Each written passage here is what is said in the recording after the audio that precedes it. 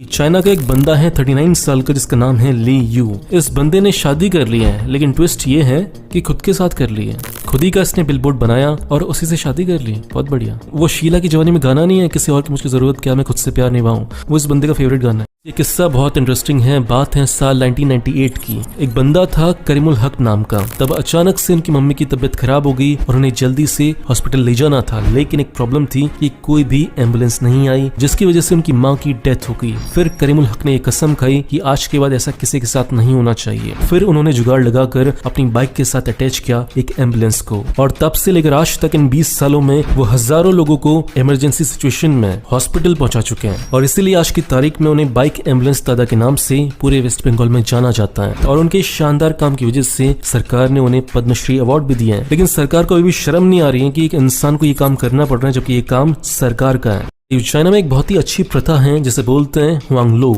इस प्रथा के हिसाब से लड़कियां जिंदगी में केवल एक बार ही बाल कटाती हैं जो वो 18 साल की होती हैं, और उसके बाद वो कभी बाल नहीं कटाती और उनके बाल ऐसे लंबे लंबे होते हैं। ऐसा नहीं कि आजकल की लड़कियों की तरफ बॉयकट रख लिया, फिर पता ही नहीं चला कि ये लड़का है ये लड़की है। किस्सा बहुत इंटरेस्टिंग है। बात है 17वीं शताब्दी के इंग्लैंड की। उस समय के जो अमीर इंसान होते थे वो अपने आप को गरीब फार्मर से अलग दिखाने के लिए क्या करते थे कि अपने घर के पास, अपने घर के बाहर ऐसे घास उगाते थे। ये दिखाने के लिए कि वो बहुत पैसे वाले हैं, उन्हें कोई जरूरत नहीं है फार्मिंग करने की, इसलिए वो अपने घर के पास घास उगाते हैं। कोई गेहूं चावल उगाने की उन्हें कोई जरूरत नहीं है। तो इसी तरह एक गार्डन का होना, एक लॉन का होना एक स्टेटस सिंबल बन गया अमीर लोगों के लिए। और वही चीज आज की तारीख में इंडिया में भी देखी जाती है। जो अमीर लोग होते हैं, जैसे IAS ऑफिसर हो गया, कोई अमीर बंदा हो गया, उसके घर के बाहर लॉन होता है। तो ये चीज आई है इंग्लैंड से। बात है साल 1912 की अंटार्कटिका की। तब ब्रिटेन के 4 ऑफिसर्स गए हुए थे अंटार्कटिका को एक्सप्लोर करने के लिए। लेकिन तभी एक तूफान आ जाता है जिसकी वजह से चारों को टेंट के अंदर रुकना पड़ता है। लेकिन उनमें से एक बंदा जिसका नाम था लॉरेंस ओट्स, उसकी तबियत बहुत ज्यादा खराब हो गई थी, उसे फ्रॉस्ट बाइट हो गया था, जिसकी वजह से बाकी 3 लोगों को इनकी बहुत देखभाल करनी पड़ रही थी।